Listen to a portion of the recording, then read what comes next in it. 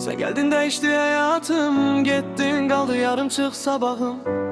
Ben sana yüreğimi açtım, sen içimde kapıları bağladın. Bir gecede olmadı, yavaş yavaş gittin. Gözümün qabağında benden uzaklaştın. Ben ne oldu dedim, sen hiç ne dedin. Sözlerin değişti, gözlerin değişti. Ben sana inanın amamını sildin. Sen beni aldatıp özünü bildin. Ben sana ömürde öldüm, sen bir gecede yadına çıkarttın. Ne kadar sustum içimde öldüm, seni yitirmemek için özümü böldüm. Sen başka birine gülen de geceler, ben seni yokumla sehlerimi. Ne kaldı bizden, bir neçe şekil, bir neçe söz.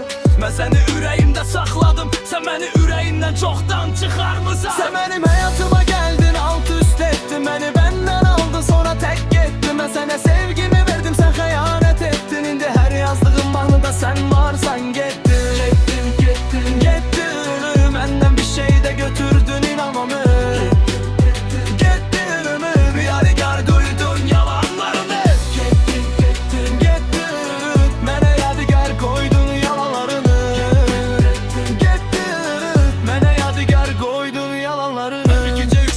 Yatır mən oyağam, sənin qoyduğun suallarla yenə baş başıyam. Sevirəm dediğin günlər yadımdadır hələ. Deməli yalan danışmaq da asandı sənə. Mən səni buldum, sən məni qırdın. Mən sənə güvəndim, sən məni satdın. Mən biz qurmağa çalışdım hər gün. Sən mən deyib çıxdın həyatımdan bir gün. İndi kim gəlsə əvvəl baxıram. Sözünə yox, hərəkətinə inanıram. Sen bana sevginin olmadığını öğrettin. En büyük dersi en çok sevdiğim verdin. Sen benim hayatıma geldin, alt üst ettin. Beni benden aldın, sonra tek gittin. Ben sana sevgimi verdim, sen hayanet ettin. Şimdi her yazdığım anıda sen varsan gittin. Gittin, benden bir şey de götürdün inanmamı.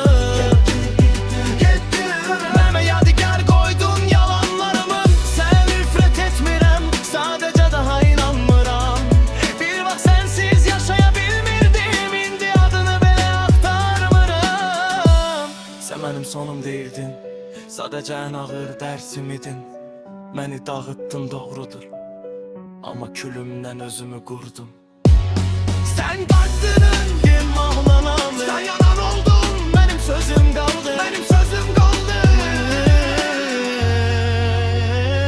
Sen benim hayatıma geldin, alt üst ettin. Beni benden aldın, sonra tek gittin. Ben sana sevgimi verdim, sen hayanet ettin.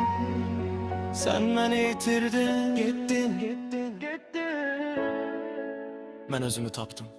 Gittin. Ben özümü taptım.